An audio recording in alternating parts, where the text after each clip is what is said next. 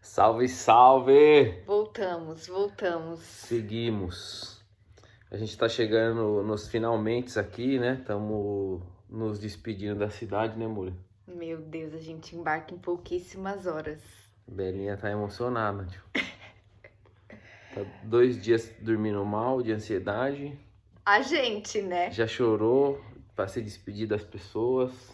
É verdade, a gente conheceu muita gente legal aqui. E a gente queria falar um pouco desse processo, assim, de como foi tudo, né? Então a gente escolheu vir passar um tempo aqui. Em princípio, a gente queria muito conhecer o Japão, né? Sim, o Japão era uma das nossas prioridades, assim. A gente queria fazer uma viagem de volta e passar pelo Japão. Mas a gente decidiu ampliar um pouco essa lista, né? A gente. Bom, vão ser 4 meses viajando, né? E aí a gente. Mas eu acho que a gente pode falar sobre o trabalho e depois a gente fala sobre o roteiro. Tá bom. Mas para justificar, assim, como a gente estendeu a viagem, a gente precisava ampliar os nossos recursos. Então, uma das nossas Isso. premissas era que a gente não ia mexer na nossa poupança do Brasil, nem para fazer as coisas aqui, nem para essa viagem. Então, o que a gente fez? Aqui na Austrália, nós viemos no visto de estudante que tem uma restrição. Então, teoricamente, o estudante aqui só pode trabalhar 24 horas por semana. O que isso gera, né? Qual que é a externalidade, sei lá, positiva ou negativa, depende da perspectiva.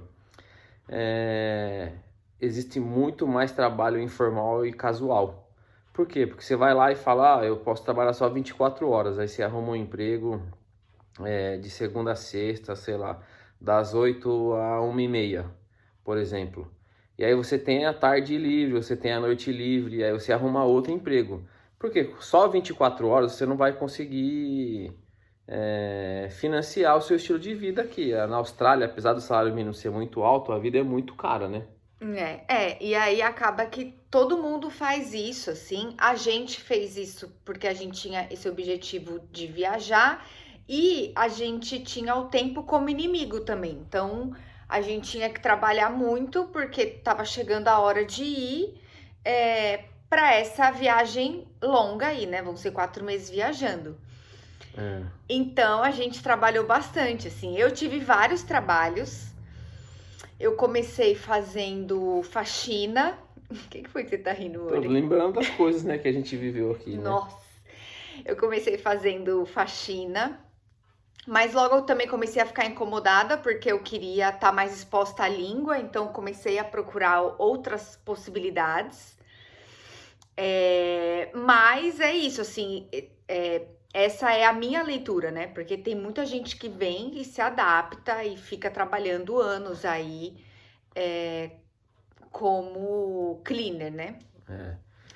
Mas eu comecei a ficar incomodada. Você ia falar alguma coisa? Eu ia falar que também, assim, ó, como a gente veio para passar pouco tempo, também o trabalho de cleaner restringe demais algumas coisas. Então você tem pouco diálogo com o inglês, é um trabalho que você fica mais sozinho, faz as coisas mais isoladas, né? Então você não se comunica muito, não trabalha muito a questão da comunicação, do inglês, da língua. Isso, Então não é só o trabalho em si, né? Mas pra gente que tinha pouco tempo, ou você estava estudando, precisava praticar, também procurar uma outra coisa seria muito interessante, né? Seria muito interessante.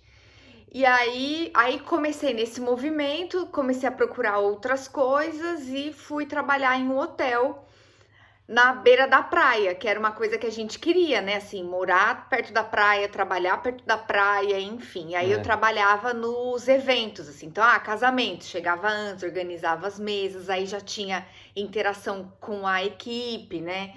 Depois tinha interação com os convidados. Foi um trabalho que eu gostei bastante. E o hotel era na frente da sua escola, né? Então, assim, ele era literalmente atravessar a rua, já facilitava na dinâmica. A gente veio pra cá, a gente tentou evitar ao máximo comprar o carro para fazer as coisas de bicicleta, de ônibus, de trem, né? Então a gente também buscando um pouco mais de qualidade de vida. Aí trabalhei nisso, depois, aí isso também eu comecei a fazer alguns eventos menores com um italiano que foi bom também, que foi bacana, assim. E aí depois eu comecei a entrar nos cafés. Então teve uma época que eu trabalhava no hotel e em 2 cafés. E estudava. E eu não parei de trabalhar aí no Brasil como psicóloga. É claro que não era tudo no mesmo dia, mas assim, rotina intensa. É. Paralelo a isso, assim que a gente chegou, o Rodrigo começou a trabalhar em Uma deli, né? uma Tipo, deli, tipo uma padaria, assim, vai. tipo uma padaria. Só que aí logo também ele começou a ficar incomodado, porque, meu, é o mesmo trabalho todo dia e tal. Isso também foi uma questão pra mim em um período, mas a gente tinha começo, meio e fim. E como foi, acho que foi ótimo, assim. Se a gente tivesse decidido ficar, provavelmente eu não entraria esse ano fazendo esses trabalhos, mas para esse um ano foi ótimo, assim, acho que faria tudo de novo. E ele logo começou a ficar incomodado com esse trabalho e começou a procurar na área dele, né, como engenheiro. E também assim, eu cheguei assim na primeira semana, já arrumei um emprego nessa ADL, comecei trabalhando na cozinha, aí depois fui para os frios, depois, mano, fiquei no caixa, um pouco de atendimento ao cliente, fazendo um pouco de tudo assim, meio severino, vai. E foi muito legal, mas assim que a gente chegou, não tinha restrição do horário, depois de julho já começou a restrição do horário. Isso. E aí, além de eu ficar incomodado, tinha sinais que falavam, vou tentar arrumar um trabalho de engenheiro, porque isso pode facilitar a nossa volta, né? Então, eu vim aqui para a Austrália num processo seletivo lá no Brasil, assim, então eu trabalhei de engenheiro na Austrália, isso facilitaria, era um ponto positivo. O outro ponto positivo, né, a gente recebe aqui por hora. O valor hora do engenheiro, né, é muito maior do que ele do cozinheiro, do atendimento ao cliente, então também ia facilitar. E era menos cansativo, assim, dessa dinâmica operacional, né, de todo o trabalho operacional. Então fui trabalhar de engenheiro, mas paralelo a isso, eu arrumei um emprego com um amigo, né, o Romário.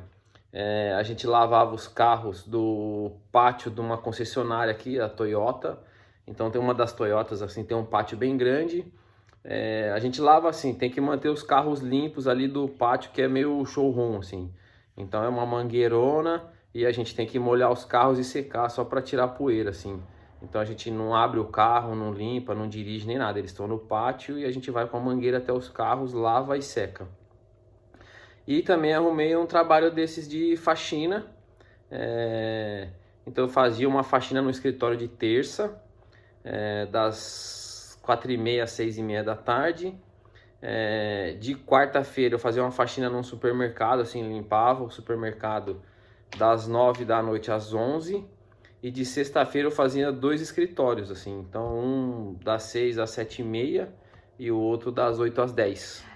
Não era tudo todo dia, mas tinha essas 3 atividades, assim. Então a gente trabalhou bastante, né? Porque aí foi como o Rodrigo falou. A gente vai construir esse dinheiro aqui, e esse dinheiro que a gente construir aqui, a gente vai usar na viagem, né? Então, trabalhamos para levantar esse recurso para usar agora nesses 4 meses. Agora, tão importante quanto levantar o recurso foi a gente ter feito um planejamento financeiro, assim. Então nós fizemos uma planilha e a gente acompanhou os gastos, assim. Então ia tomar um café, tomei um café. Aí ia, recarregar o bilhete único aqui, gastei tanto, vamos jantar fora, nós vamos fazer mercado. Então a gente fez um orçamento, assim, eu fiz uma planilhinha que tinha lá o previsto versus o realizado.